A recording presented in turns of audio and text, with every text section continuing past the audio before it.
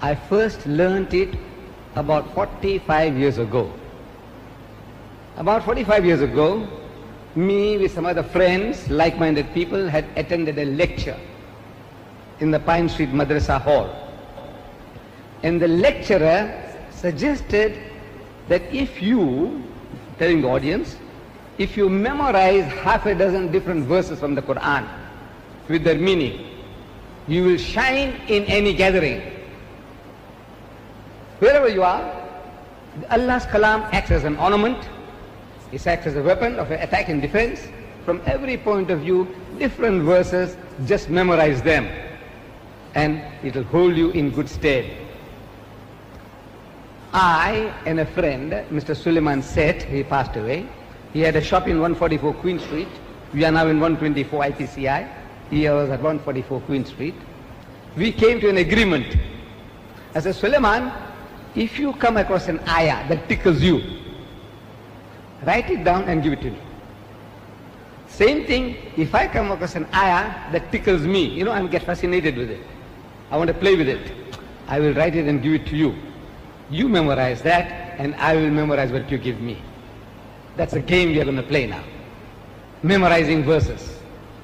So this verse I read to you is the first verse he wrote and gave it to me about 45 years ago on a piece of paper. And I memorized it. And we made this as a logo on the IPCI letterhead. So invite all to the ways of the Lord with wisdom and with beautiful preaching.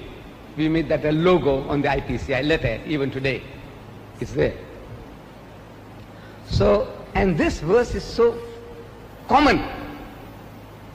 Our Muslim brothers, they know this word. Ud'u ila sabili rabbika bil hikmati.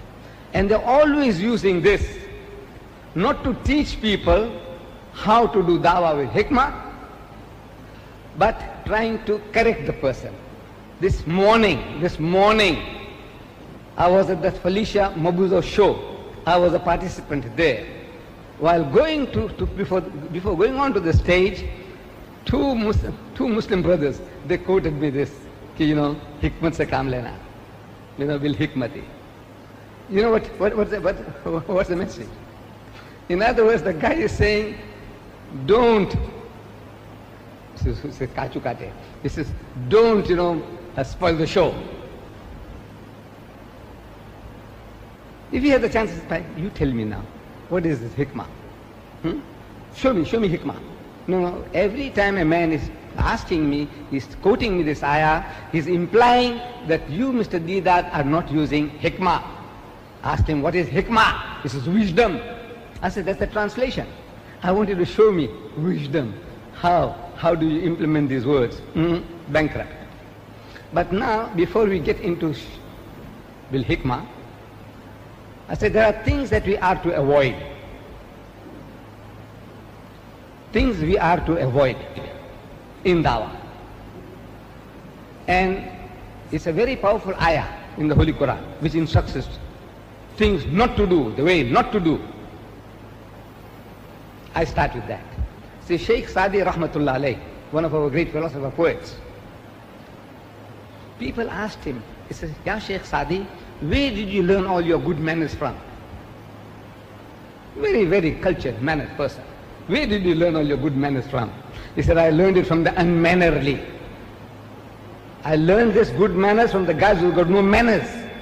He said, how can you learn good manners from a guy who's got no manners?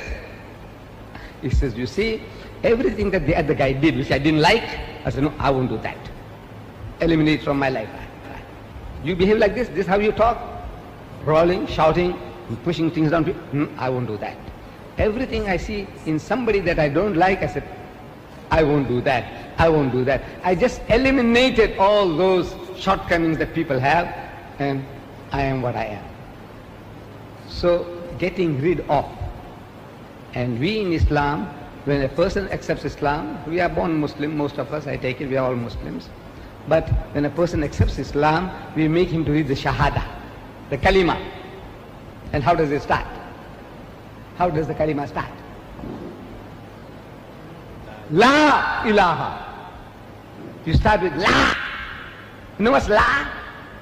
No. There is no ilaha. There is no object of worship. Illallah, except Allah. The most powerful word in any language. La, no, nye, ta. In any language, this word no is a very, very most powerful word in every language on earth.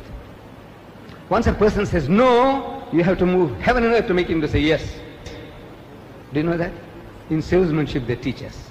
See to it that when you go to sell something to the shopkeeper, the traveling salesman, don't allow the guy to say no. Don't reach that, let him not reach that stage. Once he says no, now to persuade him to say yes. You want to marry somebody's daughter. And as soon as they say, look, I want to marry your daughter, he says no. Finish. How are you going to make him to change now? You have to move heaven and earth. So it's a very, very powerful word, and Allah begins instructing us. He says, wala, wala, wala, and don't. Wala tujadilu ahlal kitabi illa billati hiya ahsan. And I had the good fortune, say people throwing things at me. So I have to learn to find out how to defend myself with Allah's kalam. So I learned this ayah as well. And a beautiful message was given to me. It was about 6 months ago. It was winter time. Maghrib was around 5 o'clock. So I get a telephone call from Mr. Babu Jadwat. Ideals, you know Ideal Corner, Ideal clothing people, Ideal. That Ideal Corner, there are so many Ideal shops, Jadwats. So he phones me, he says, Uncle, there is a group of 6 Saudis coming along, and I want you to be at the airport welcoming these people. So the natural excuse, I said, look man, I live on the north coast, I have to pass, go to the south coast, to the airport, and then 8 o'clock at night, and then you take me home, he says, for supper, it'll finish at 11, 12 o'clock. I says, look, leave me out. Next day, I said, that group is visiting my office, so I'll meet them. He says, no, I need you. I said, okay, if you need me, I will be there. So I was there. 8 o'clock, the people arrived. Dr. Ahmad Tutunji, a man who had opened Saudi Arabia to me, the Imam of the Al-Raji Masjid. Al-Raji is a very rich man. He's got banks in Saudi Arabia. He's built a masjid. It's in Riyadh called Al-Raji Masjid, Imam of that masjid, and the son of Al-Raji Bank, and 3 other Saudis. So we met them, welcomed them, and went to Mr. Babu Jadwat's house somewhere in Sydenham. Big house, big palace. We went there. And when we arrived there were about 50 people there, because it was dinner. If there was dinner or lunch here, we would have had the hall filled. No, mind. You see. So there were about 50 people there. The guests, the visitors, they said, you see, we haven't made our Maghrib and our Isha yet. I took it that bulk of the people must have done their Maghrib and Isha. The Muslims, all Muslims. So I said, no, I'll also join you. So I joined the people for Maghrib and Isha. After making wudu and joining them, I said, Allahu Akbar for Maghrib. I said, I already did Maghrib. It was around 5 o'clock Maghrib. So in my mind, from 5 to 8 to 9, it looked like I did Asr. But what can I do? So I remained behind the Imam, and we are allowed in Islam. You can carry on, you can make your niyyah for any salah behind the Imam. If there's a Jamaat standing, and if you want to add 2 more of your own, you can make any niyyah and join behind the Imam. So I joined behind the Imam with that Saudi group. In the second rakat of Maghrib, the Imam is reading, Bismillahirrahmanirrahim, وَلَا تُجَادِلُوا أَهْلَ الْكِتَابِ إِلَّا بِالَّتِي هِيَ أَحْسَنُ إِلَّا الَّذِينَ ظَلَمُوا مِنْهُمْ وَقُولُوا آمَنَّا بِالَّذِي أُنزِلَ إِلَيْنَا وَأُنزِلَ إِلَيْكُمْ وَإِلَهُنَا وَإِلَهُكُمْ وَاحِدٌ وَنَحْنُ لَهُ مُسْلِمُونَ Allahu Akbar. Sami Allahu liman hamidah.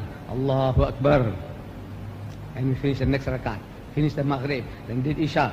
They did 2. I did 4. Finished that. Now, all the surahs he has been reading, it was like water on duck's back. I heard and I didn't hear. I couldn't remember a thing. There are 6,000 verses in the Quran. And if Imam reads it, Would you remember what he's reading? What he's reading? Unless you have the Quran, or maybe it's some